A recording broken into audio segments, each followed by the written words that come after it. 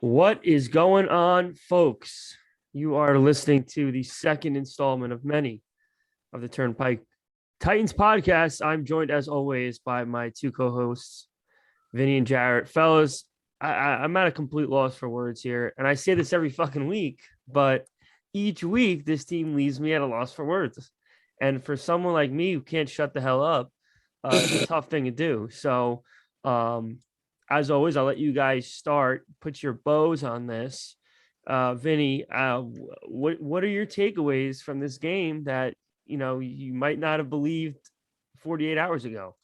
Well, first off, I think we all owe an apology to our team. If you listened last week, we all were down on it. I think I even said, like, maybe even throw the game. I don't know. But apparently, that's why I don't work in professional football. I also should probably apologize to Jeff Swaim, too, our first touchdown scorer last night. But, yeah, I I took mean, that this team, personally. what'd you say? He took that personally for sure. He could not Yeah, have he been more did. wide open on that play. Yeah. So I actually think he should thank me for motivating him, but it's another story for another day. But yeah, man, I'm at a loss for words. It's the last few weeks I thought we were due for a letdown, but it's been a next man up mentality all over the place. And even though we won, I thought if we were gonna win, it would be a nail biter. I thought we'd have to squeak it out. Last night's performance was about the last thing I thought would happen, but a win is a win is a win, and we look fucking good, man. So roll it over to Jared and see what his thoughts on the performance were. All I want to say is about last night. It was unbelievable, 5 in a row. Well, Autry was the best offseason acquisition of all time. The guy is complimenting Simmons so well, it's ridiculous. The defensive front, man, 5 sacks, 2 interceptions. I mean, the defense looks great. It's unbelievable. The offense, not so much. I mean, three really good drives. But other than that, in the game, I see 2 defensive touchdowns, one by Byard and one by, David Long setting that interception up. But the team surprises me every week. That's all I got to say. Yeah, I mean, you can go into this week saying a lot of things. One thing I believed, if we were going to have any chance of winning, is we had to do something as dominant as Derrick Henry did running the football if we were going to win that game. What that was, whether that was going to be our air attack, whether that was going to be the three-headed monster that we have, quote unquote, at the running back position now, someone was going to have to, or one side of the football was going to have to dominate the way Derrick Henry dominates, and it was the defense. And it was the last part of this team that I expected to be dominant, only because realistically how good the Rams are offensively. I've been saying for weeks that I think our defense is way better than a lot of people give us credit for. But when you're going against the Rams at home Sunday night, when they're just rolling as much as we're rolling, go ahead, Jared. My bad. This is what Jersey guys keep talking. Like you said, man, we all interrupt each other. Anyone listen, you better get used to it because it's gonna happen all day. For real. But going back on what you're saying with the Rams steamrolling everybody, who did they really play though? Like I just had this conversation with a guy on Instagram who I reposted the Ryan Tannehill from the Titans. Yeah, I mean, but who else are they playing? We rolled off against the Bills, the Chiefs, the Colts, the Rams. That's 4 really good teams right there. No, our defense is playing well, with the sacks and like Autry said, the 4-man wrecking crew. I mean, start giving us credit instead of what happened, like you said on Twitter. What would the Rams do wrong? Yeah. I mean, listen, you can make the argument as far as who they beat with a team like the Colts when a lot of people are trying to amp them up. Because again, they haven't beaten really anyone impressive. But when it comes to the Rams, the reason why I wouldn't necessarily put who they've beaten, against them because of the amount of talent they have on all sides of the football. You could arguably say they have the best corner in the league. You could say they arguably have the best defensive tackle in the league. They have a perennial damn near 4,500 yard passer a year quarterback now. Is starting to look like his old self, but that's, besides the point, or not his old self, just, like primetime games, big games. You saw the record. He's like 9-35 against teams with a better record than him. I've always liked Stafford, but I can see where people's arguments come in that he's not as good as his stats might show. But I was never going to really hold the Rams accountable for who they beat because of how much talent they had. But now you can certainly make the case. Like, are they the NFC's best to offer? I don't know how you could say that. I mean, we bullied them. I can't believe those words are coming out of my mouth, but we absolutely bullied them from first whistle to last. I mean, you just the effort they had to put forth to get a stupid garbage time touchdown with fucking 3 minutes to go. That's how much we bullied them. So, it was just it was shocking. I mean, I tweeted it. This is late 90s Titans football. This was, to my wife. it was a Javon Curse. I mean, looked like Javon Curse out there.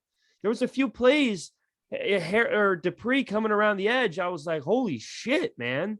Yeah. This is what we've been waiting for. The one that caught my attention and probably everyone's attention when Simmons bull rushed Edwards. My God. Are you fucking kidding me, man? Yeah. I mean, well, he's on his way.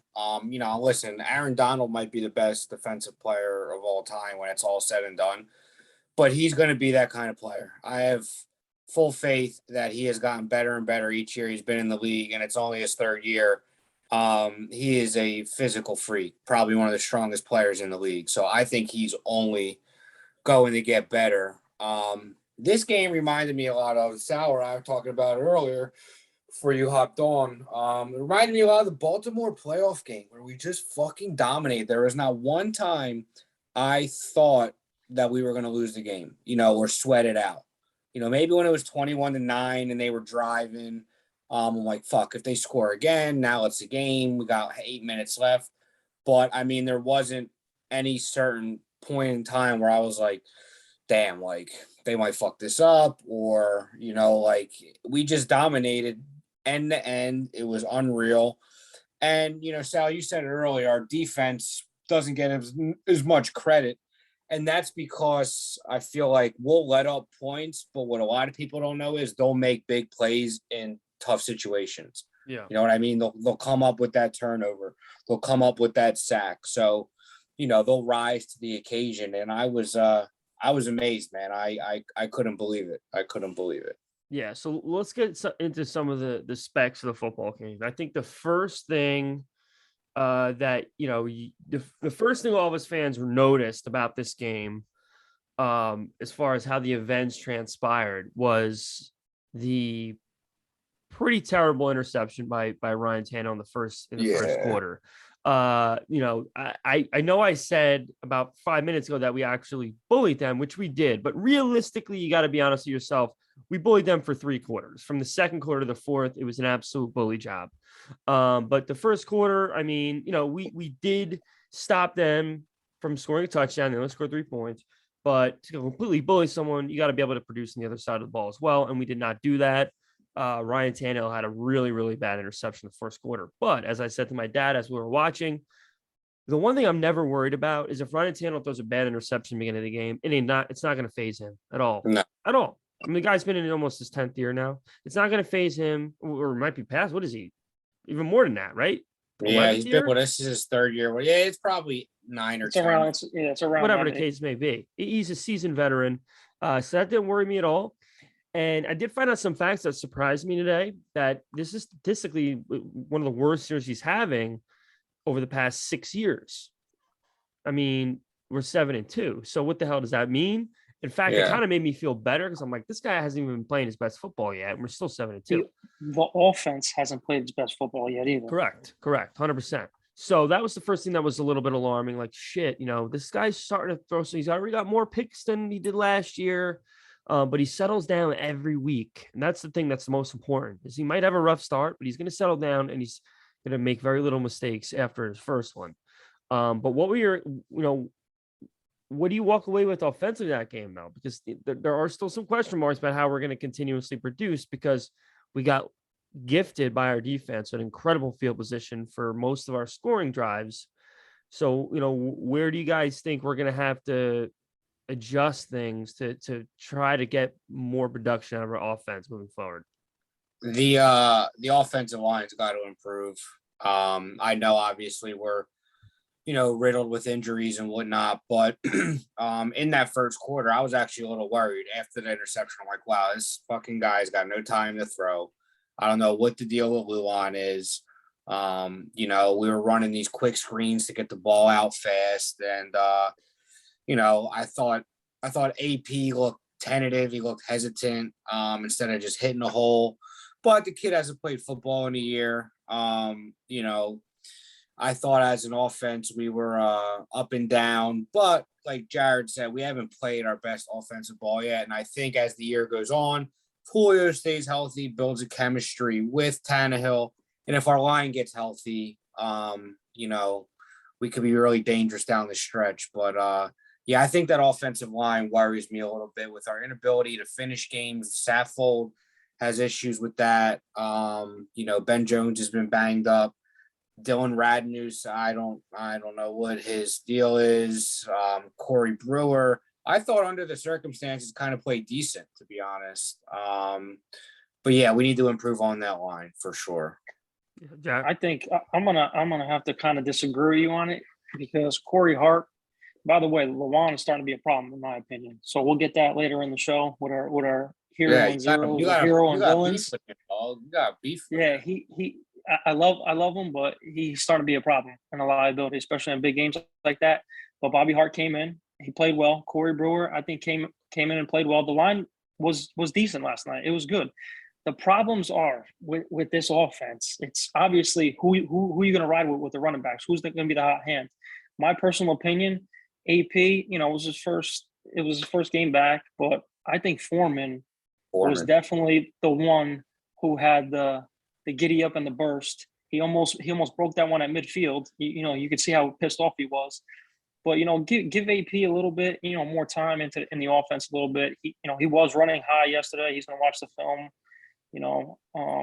and try to fix that himself. But like other takes with this offense, how many fucking screens are we going to run on third down, on second down, and they're going nowhere? And it's so fucking obvious when McNichols is getting the ball. I mean, Sal, you even tweeted it when he came in motion. The whole fucking world knew he was getting the ball. What are you doing? Yeah, he got blown. Yeah. Like even that, like the wide receiver screens, like enough of this shit. Where's the deep balls? Where's the deep shots? Where's the deep crossers that were last year that AJ Brown and Julio Jones, thrive in that offense? Where is that?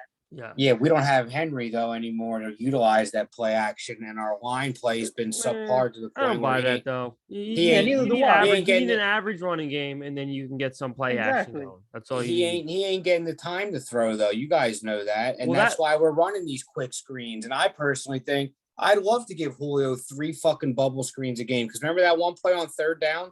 He got a quick screen and it was 3rd and 10, and I think he got 9 yards. Julio's. Once in a while, not 4 times in a drive. Yeah, it's no secret Shane Bowen didn't have Todd Downing didn't have his best day. Obviously, I think the Titans ended up with like just under 200 yards, 200 total yards. It's terrible. It's not good. But again, I mean, when your defense performs at an all-world level, which is what they did, I mean, that's what stole the show. So we don't have to really nitpick too much on the offense because they didn't really need to do more than that what was asked of them. But there's certainly some question marks. Jared, I kind of understand why you would think that they look decent, but personally, I think the O-line looked like shit last night. I thought it was first the whistle, the last whistle. They were really not that good. There was maybe 3 or 4 plays where I said, okay, Ryan Tannehill had a fair amount of time to throw the ball. Other than that, I mean, they weren't creating any holes outside of those 2 or 3 Foreman runs. And Bobby Hart is awful. He's awful. 100% he is. But for stepping in last minute like that. So this is where I missed Dennis Kelly, man. I feel like we could have. That was the worst. We're gonna bring up. This is our normal part of the show where we collectively bring up how upset we are. Dennis Kelly's not here. I get it. I understand. And Kendall Lamb is It was a waste of fucking money. No. He is a professional offensive line backup. He is. He's a guy that you could ask to step in, and he's going to hold his own. He's better than Quesenberry. He's better than Bobby Hart. He's better than who's the other jack off that they have that they throw in there? Brewer. He's better than all those guys. Every time he's been in the game. but he's hurt. So, that's unfortunate. Yeah, What I about mean, signing that mountain man that's outside the practice facility every fucking day? Give Yeah, I him know. a shot, that guy. I this get poor it. fucking guy. I know, I mean, honestly. listen, Give him a I don't fucking shot. He can't be worse than Bobby Hart. There's Oh my literally God. no fucking way he could be worse than Bobby Hart. and not to say Lamb was a waste of money. I just felt for the money that they were going to pay him as a free agent, I would have rather kept our boy Dennis Kelly. And as Yeah. far as Quisenberry goes, I think he's good as a swing guy. He could play a couple different positions on the offensive line, which he has. But I agree in the sense you can't rely on him as a starting right tackle in the league. I have a lot of frustration more with John Robinson than I do Dylan Radnews because I don't know who the fuck he is. He went to a D1 AA school, and it seems like, the kid hasn't grasped the NFL game yet. And if our line's going to improve, we need better tackle play, especially if Lewan's not going to be playing every fucking game either. Yeah. I mean, listen, I think the first step, I don't know how far along he is, but you got to get Kendall Lamb back because he's a guy that needs to play more because we're too banged up. And every time he was in there, I watched him meticulously, and he definitely was not a liability by any means. Bobby Hart is a fucking liability. He cannot play any because you're gonna get your quarterback killed. They really are. There's gonna be a time, just like we saw the running on the wall with Derrick Henry, that you run him into the ground or you can run into this issue.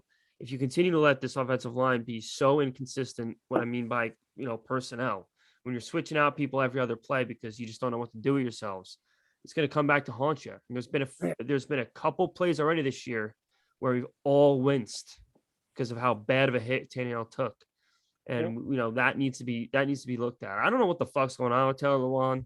I don't know how I don't know how a guy like Taylor Lewan, of all people, suits up for an NFL football game and does not play a single play.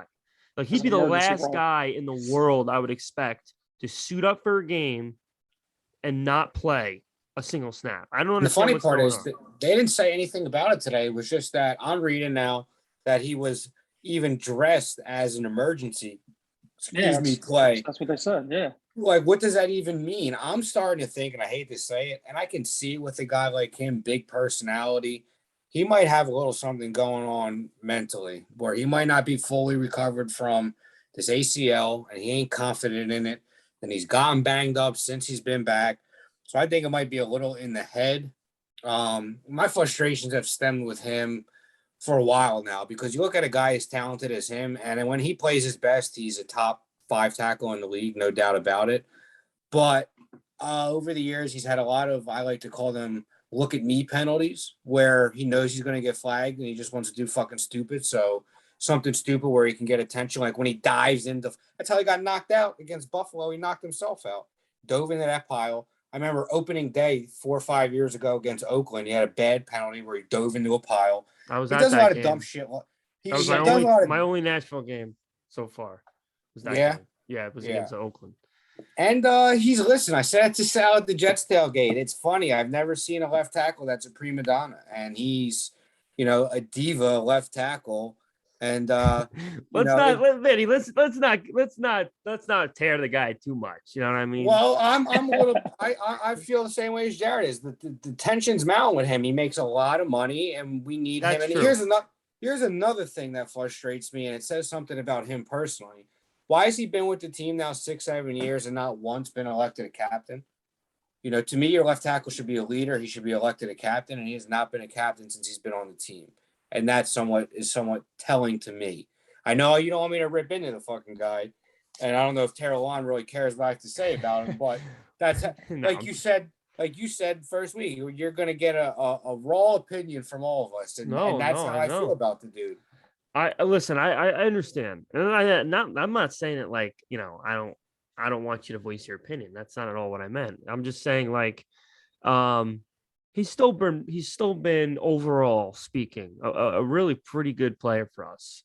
Absolutely. There's definitely a lot more good than bad when it comes to Taylor Lewan. Now you can have your opinions on the money he gets and is it worth that price and all that, and I understand that. But realistically speaking, I'd say for better than 80% of his career, as a Titan. He's giving you what you want out of him. So with that being said, we're talking about going for a Super Bowl this year, 2021. He's a fucking problem right now. That's for damn sure. That's for damn sure. All right. Because I'm, first of all, they cut to him in like the first quarter. He's like giggling with whoever the fuck. Yeah. That I didn't like at all. All right. That I didn't like at all. Yeah. He needs to give up on that fucking beard too. I'm sorry. Yeah, he could have a beard, dreads, whatever he wants. He needs to play. That's what's most important, because I'm telling you, we are so close. We are so close. We're right there. This is the most ass backwards AFC I've seen in over a decade. In over 10 years. This is the best defense we've had in over 10 years. Well, knock on wood. We got 9 games left. Okay. And we're only about 3 into this defense playing the way they played. Leaning onto that and switching everything over from the Lewan talk, I want to talk about a little bit more with the presence of Jayon Brown coming back into the lineup. And Amani Hooker coming back into the lineup, who Pro Football Focus says Kevin Byard and Amani Hooker are 1 and 2 in the league as the 2 best safeties in the league. But there's like a different presence when Jayon Brown is in the game, and the defense plays different. And like I said, Hooker is playing, a lot different, even better with, and another thing, what has this defense a lot better than last year? Yeah, it's, Shane Bowen and everything, but this defense has a little bit of the 2008 and the early 2000s, and that's that Jim Schwartz effect. Him coming back with defensive, specialist, whatever he is putting a lot of his niche into this defense, and that's where we're at because of him, I think, more or less. What do you guys think? Yeah, sure. I mean, Jayon Brown, he's a high energy guy. He's a high energy guy. Every time he's in the game, no matter what happens, he's showing emotion after every play, whether it's after his fuck up or after something he does well. He is a leadership type, presence, and having him in the lineup is huge because he didn't really start off too well, and it could have very well easily been the injury. So if he's getting healthy now, listen, Jayon Brown last year, he was a Pro Bowl caliber looking type player in the past 2 years, you could argue. So having him as huge. Hooker, I mean, I've been saying it for better part of 2 years now, that even when we had Vaccaro, I said he was better than Vaccaro then. Yeah. And he's shown that he's the real deal right now. He's making plays, the tackles he's making. Yeah. I believe it was him that made that tackle on the sideline. Yeah. You don't see that. And Collinsworth said it. You don't see that type of tackle too often because you have to sacrifice every part of your body to make sure that man does not cross that goal line. And he did that. He's flying over the football right now. He did that. And, we haven't mentioned this guy's name once yet, and we have to because, my God, and I tweeted this earlier, he's the definition of a game changer.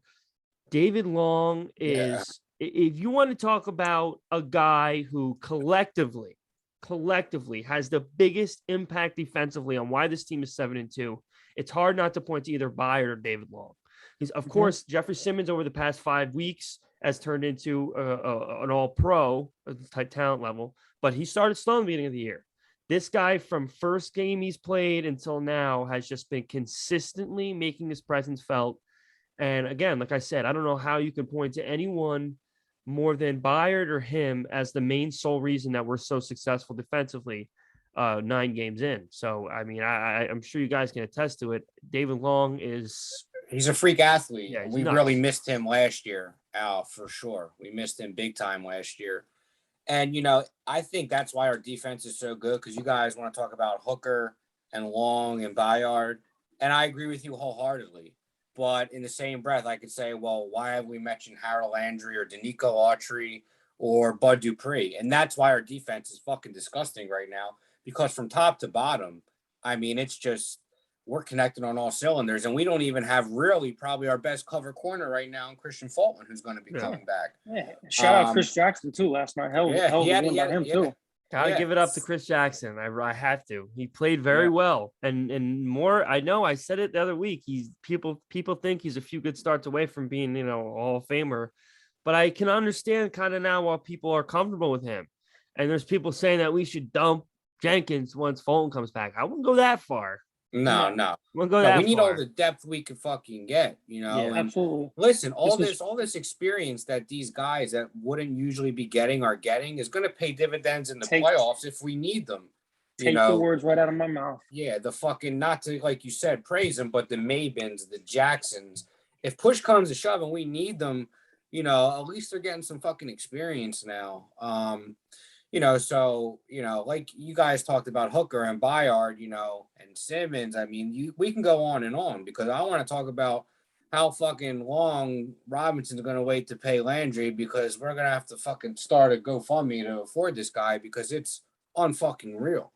You know, he got a little better each year since he's been in the league, but I did not see this coming.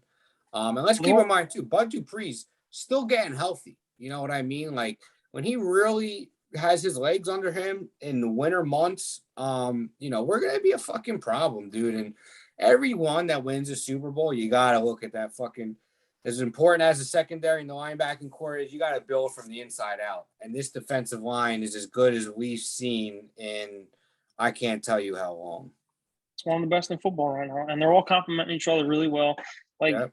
Bud's not getting the sacks, but you know what? Autry and Landry and you know Simmons that are. undrafted kid from Michigan State, Naquan Jones, made a couple Yeah. plays tonight. You know, Yep. getting penetration in the middle, blowing plays up. So we're getting, you know, production from all over. And you know, I don't want to say it too loud and jinx ourselves, but you know, if we can get things going on offense with the way we're playing defense, man, we got as good a chance as anybody. Yeah, and there's one thing also I want to add, and I mean this as wholeheartedly as I can. This is the first time maybe ever for me, because obviously, you know, we were old enough during the late 90 years, but it wasn't like we are now as far as how you know, this team controls the mood of our week to an extent. Yeah. But this is the first time arguably ever for me where I really believe that these guys are all bought in. Oh And yeah. all of these, I mean, even the run we went in the playoffs, AFC Championship, you still kind of felt like different. the players were still kind of shocked too that they were doing what they were doing. It's, you know what I mean? Definitely different. This was a 9-7 football team that switched quarterbacks in the middle of the year, and now they're going to the AFC Championship game. They're a little surprised, but right now, I really genuinely feel like this team believes that no matter what adversity hits them, no matter who gets injured, no matter who they play, where they play, they believe they're better and they believe they're going to win. And it's just a euphoric feeling, because it's like, this is what we wanted. I mean, really, it's what we wanted. Now, again, there's things offensively we need to improve on, because just because we got what you can argue is a cakewalk of a schedule for the last 9 games doesn't mean we're not going to be playing playoff games against playoff teams. So there's things we're going to have to. Another thing, we need to understand that there's a possibility. There's a possibility that Derrick Henry is not back this year. Yeah. I know. Listen, I get it. 8 to 10 weeks. That's great and all, but we don't know how this guy he's a freak of nature, but it doesn't mean he's going to be ready to run again in 10 weeks. Yeah, 30 times a game. Doesn't mean he's going to be the best quarterback or the best running back in the world in 10 weeks. We can't put this guy in a position to hurt us, because if he's not healthy, he's not going to help us. So there's a possibility this guy might not be back this year. And if that's the case, we need to figure out a way to complement the defense as best we can with what we have. I want to jump into the next topic now. Why are we not getting Julio Jones more involved? It's beyond what I ever imagined at this point. We are 9 games in, and this guy has barely made 5 impactful plays this season. If he's made 5, I'd say, okay, probably about 5 plays where I'm like, fuck yeah, that's Julio Jones. That's how we got him. We didn't sign this guy to have 5 plays in 9 games. And I'm like, what's the issue? Because it doesn't make any sense to me. He's still an all-world caliber player, and it doesn't look like he's missing a step in warm-ups or his cuts or whatnot. Why is this guy not getting more involved? I don't understand. It doesn't make sense to me. I don't think it's his fault. I don't blame Julio Jones. I think it's we have a new offensive coordinator. He's played with Matt Ryan his whole career. Now he's in a new system, a new quarterback. Let's be honest, he hasn't been 100% healthy. And maybe that's a little mental as well with him, because he missed the better half of the second part of the season last year. And he's missed 3 3 games. He missed the Jets game. He missed the 3 Colts games game. he's missed. Yeah, he's Yeah, missed. he's missed 3 games. So I don't think he's entirely healthy. I kind of, as much as this offense needs to get together, I am thrilled with the fact that we have 9 weeks to figure it out and get some chemistry going by the playoffs. And I said it earlier on the pod this, a couple minutes ago. I think we need to get the ball in his hands as many ways as possible. Give him a jet sweep. Give him a bubble screen. Give him, more in routes, 5 and get the ball in his hands and get this dude comfortable so he can remember who the fuck he is. So I think the dude needs more fucking touches and he'll be just fine. Is it frustrating? Yes, of course. But I still have faith in the Julio Jones project. Sure.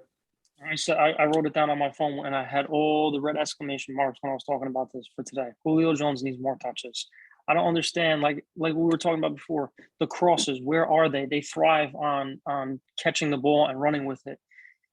I mean, you said before, been with the play action. Who gives a shit about the play action? Take a deep shot. Yeah. That's what Art was. That was Art all the time, taking deep shots down the field. You don't see any of that. The offense obviously changed. Just heave it up. You have 2, even in the red zone, you don't have Henry no more. We're at the 15-yard line. Throw the fucking ball up, one-on-one coverage with Julio Jones. Are you kidding me? I'm screaming at the TV. Give the guy a shot. It's definitely, and again, we have a lot to be positive about. We can't harp on that enough. But of course, there's no team that's perfect. There's never going to be a team that's perfect. So to just kind of touch on some of the things that they need to improve on, and we all collectively agree upon, it looks like they don't take many shots on the field. They just don't. And you watch a Titans game, and it's surprising, but you watch with a close eye, and you'll see they'll get single coverage on AJ. They'll get single coverage on Julio, and they just don't do anything with it. And it doesn't make a lot of sense to me. It's one thing that we kind of don't realize because of how well our good our record is and how well we're playing out offensively, but we have 1 wide receiver that's producing. That's it. And even AJ, we're seeing a little bit of a drug deal going. He's got the yips a little bit. I don't know what that's why I made the comment about what I did, and we'll touch on it super briefly because it's never happening anyway. But the reason I even brought up the thought about Odell, if he does clear waivers, and I understand, I get that. But do you want a Super Bowl or do you want to have the nicest team in the NFL? It's one or the other. Because the bottom line is we have 1 fucking wide receiver that's producing right now. The other guy we thought was going to be a big factor, he hasn't yet. He's also dealing with an injury. And we lost our best player. So, I mean, there's nothing can be off the table now. We need to go all in. Our defense looks like it's going to be plenty enough to help us win games in January. But, you want to go into January with A.J. Brown, Julio Jones, who collectively, outside of A.J., is a knocking your socks off. And then after that, there's nobody. Okay, Marcus Johnson, Chester Rogers, Josh Reynolds can't even get pads on. I mean, you need your best product out there. So if you can't, why wouldn't you go rent a 28-year-old previous Pro Bowler for a year? And guess what? Even if we have him for 4 fucking weeks and he's a complete disaster, let him go. That's it. This is an opportunity to add more talent to a team that lost its biggest piece. You have to do whatever you can do to win. This is a team that a guy like that with just a smidge of motivation could potentially get you to where you need to be to replace the talent that Derrick Henry brought. But, again, it's never going to happen. But the people that say it's crazy, I don't understand it. And I want you to explain to me, Jarrett, why you think it's so crazy, because I don't understand. I don't say it's crazy. I just personally don't want him. He's more of the drama of the team, bringing everything. Listen, I understand. You want to win a fucking Nobel Peace Prize. Listen, you want to win a Super Bowl. Listen, even if you want to throw his numbers up, he had 1 good year in Cleveland. I don't give a shit if he was hurt or not. He had 300 yards. 1,000 yards the first year he was there, 323 yards the second year, and he's got shit this year. Because Baker Mayfield is not very good. That's why. There's a reason why he's a Pro Bowler with Eli Manning, because Eli Manning, say what you want, is pretty good. And Baker Mayfield Baker Mayfield is the streak city, man. He'll have 2 games where he's really good, and then he'll be nowhere to be found. You want to talk about drama? He's just as much of a drama queen as him. Oh, of course, No, of he's course. That's not. why I said it was the biggest. Yes, he is. That's why it was the Pretty biggest mistake that close. Odell went there. Yeah. They're pretty No, close. I don't hate Baker. I don't think Baker's over, anything special. I think he's serviceable quarterback. I think with the right pieces, you could win with him. But we're not here to talk about Baker Mayfield. Yeah, I'm just Exactly. saying. Yeah, If I you want to don't- go wide receiver, there's one that's in free agency right now that's sitting there, and he's from Tennessee. I would like them to go after Golden Tate. No. How? There's no I know, way. I know. that I know. I know you were it's a gonna, drop-off. you, Jarrett, are gonna tell me that you'd rather have Golden Tate at 50 years old than a 28-year-old Odell Beckham Jr.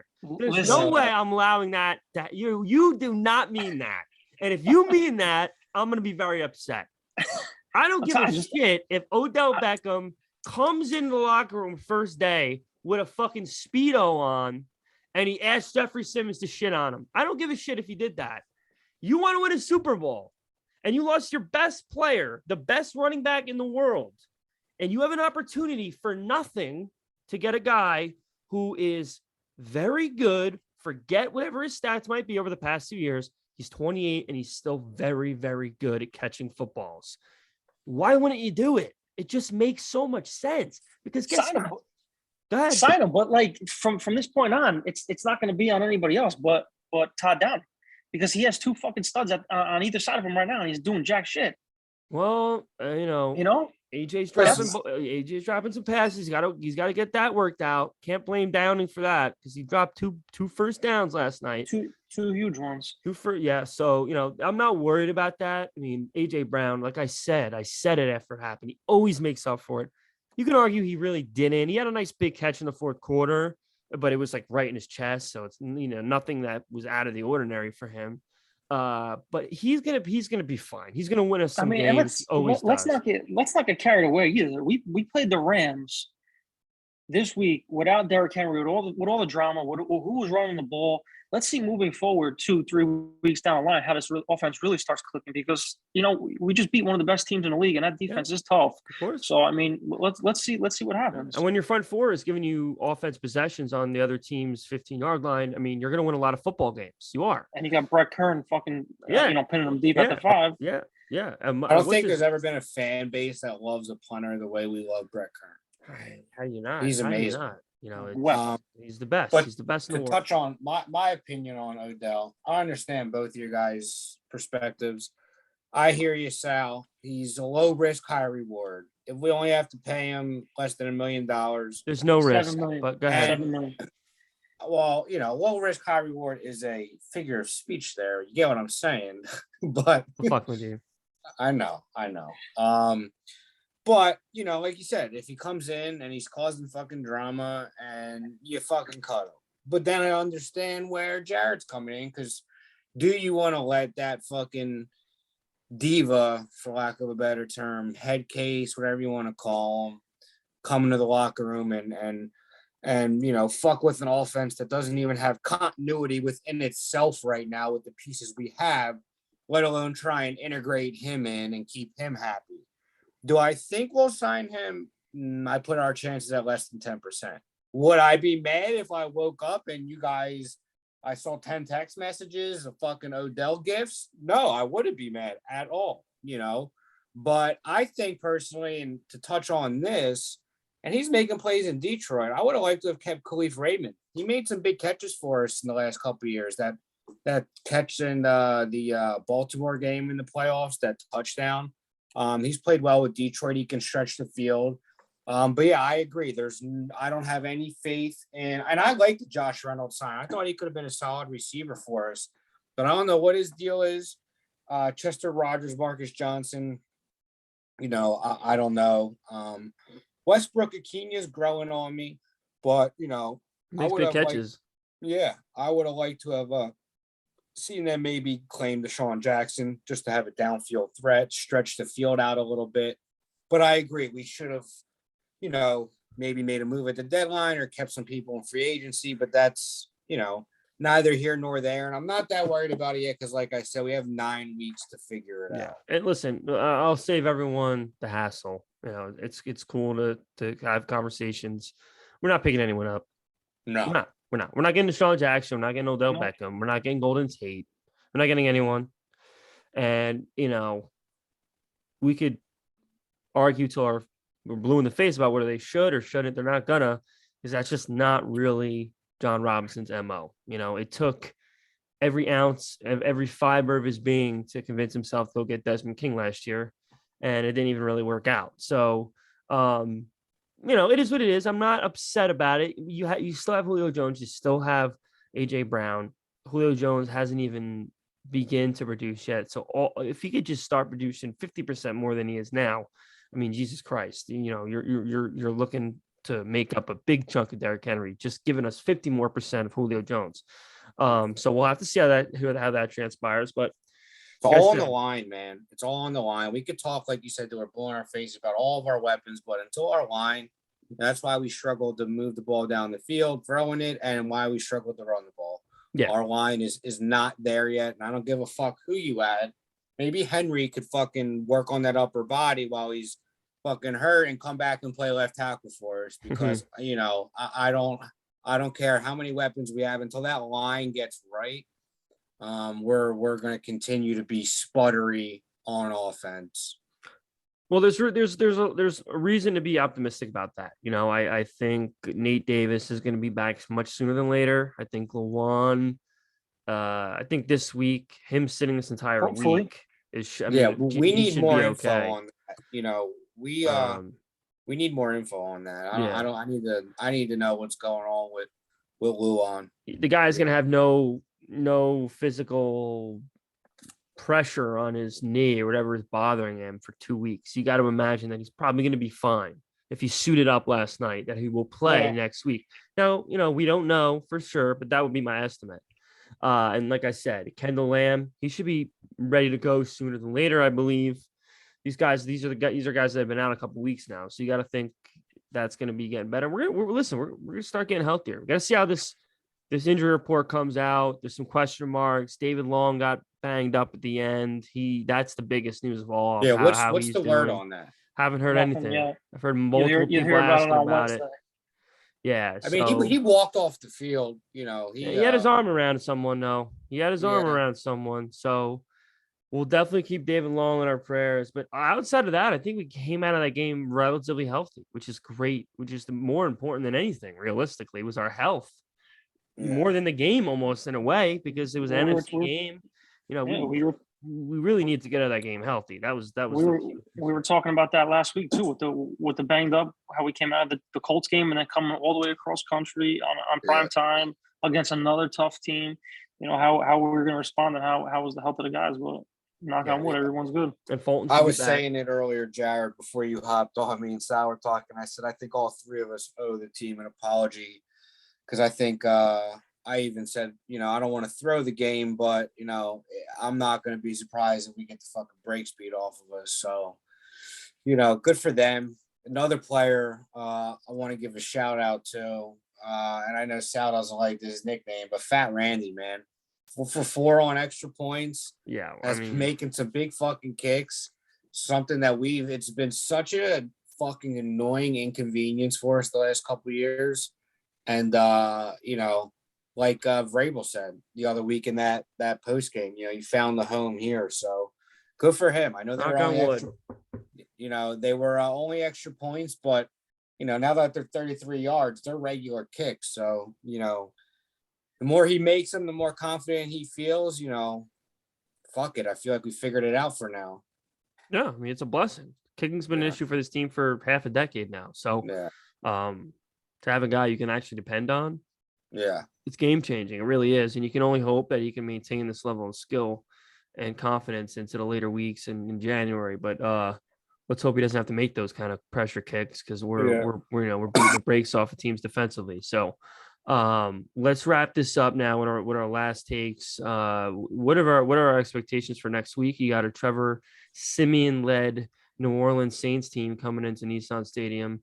Got beat by the Falcons last week. I believe that game was in New Orleans as well, right? Yeah, in New Orleans. Which I could not believe that the Saints were giving Atlanta 2.5 points, which is amazing, whether they're home or not. Or no, they were on the road. I'm pretty sure they were on the road giving the Saints 2.5. I'm not positive, but either way, that was amazing to me. I totally got that wrong, whatever I just said. But the bottom line is that the Saints, the Saints seem to be favorites, like led by Trevor Siemian. That's what I meant to say. That's crazy. And Atlanta won. So I think we got to beat the doors off these fucking guys, if you ask me. I mean, really, their defense is nothing to write home about. Trevor Siemian is trash. All right, he was on our practice squad last year. I bet most people don't even remember that. You gotta destroy this team, right? Or is it just me? I want to win the game. I'm sorry, Jared. Go ahead. No, so you can't lay an egg after those 5 straight weeks that we had, especially against the Colts and the Rams. You can't come home and lay an egg against this team. You got to take care of business. You got to beat a bad team to the ground and handle your business. I don't think we'll I don't care if we beat the brakes off them or not. I'll never count the Saints out just because I think they're so well coached, and they have Alvin Kamara, they have Lattimore, they have fucking defensive lineman who's just what's his name? Cam Jordan. Cam Jordan. Cam Jordan. So I'll never count them out. I don't think they'll be an easy out. But yeah, we need to win that game. Whether we beat the shit out of them or beat them by 1, we have to win that game at home, keep the momentum going. And I don't see there's any reason why we shouldn't beat them. But then again, we didn't think we were going to win last week, and that's the beauty of the NFL is that it's a week-to-week league. And but deep down, we are a better team, and we should beat them. So my estimation is that we will, but I do not think we will beat the brakes off of them. They're too well coached. They have too many solid pieces all over their field, all over their team. But I mean, if we get fucking pressure on Siemian up the middle, this poor fucking guy is going to want to fucking retire at halftime. So, I mean, let's not forget this Saints team did beat the Bucks not too long ago, 2 weeks ago too. So we can't take them.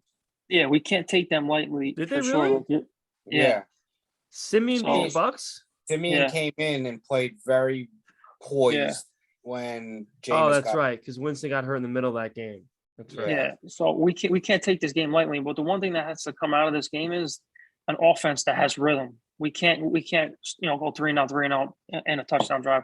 We need to see rhythm now. AP's there for another week. Foreman. We got to get these guys going in the run game, and like I said, we got to start taking these shots downfield now. Now's the time to start doing it. Now that we don't have the better teams on our schedule right now, so I would like to see the offense. Yeah, no, definitely, and I think we will.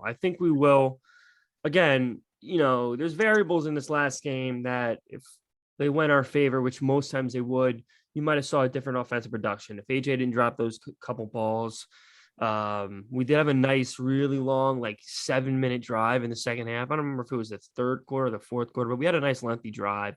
So we're moving in a direction where I think things can settle down for us and we can find what our new groove is going to be.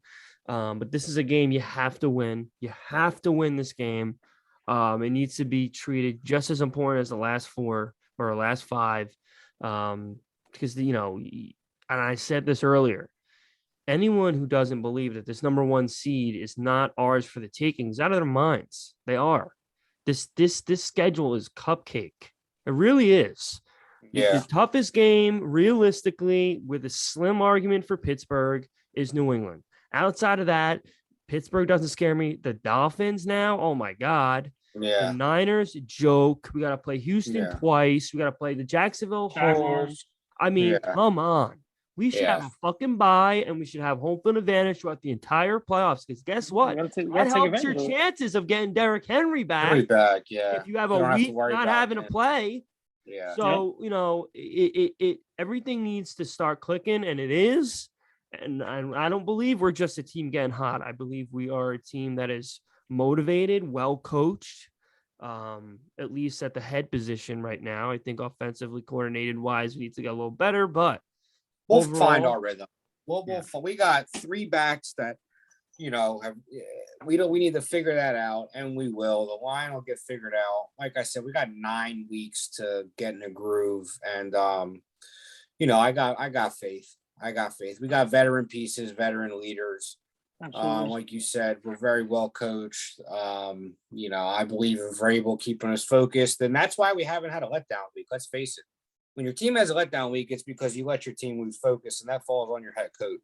So for Vrabel to keep this team focused after Buffalo, after KC, after Indy, after the Rams, it's a testament to him. He's coach of the year, in my opinion, bias or no bias, but with what he's done this year, I'm a big believer in that. He won't let us have a letdown week. The rest is on us. We'll be prepared. And from your lips to God's ears, we'll be 8-2 this time next week. Yeah. So I think that pretty much sums it up. I think we did a good job covering almost everything, or if not everything. Real quick, if you haven't already, as always, however you're listening to this, whether it be YouTube or any of the platforms, make sure to subscribe, make sure to share, make sure to like. It's cool having to say those things because I hear it all the time, and now I'm saying it. Absolutely. So definitely check us out. We're gonna grow. We're gonna get bigger. We're gonna get better. I got plans to maybe start doing some live shows. We got all the tools necessary to build and grow. So make sure to check us out. This will be on YouTube tomorrow morning. Well, it won't matter because you're gonna be seeing it when it's up. Anyway, so we're gonna wrap things up, and we will see you next week. Hopefully with another win. Losing just doesn't feel normal. So I'm hoping that we don't have to go through that awkward feeling ever again for the rest of the year. It'll happen, but we could just dream for now.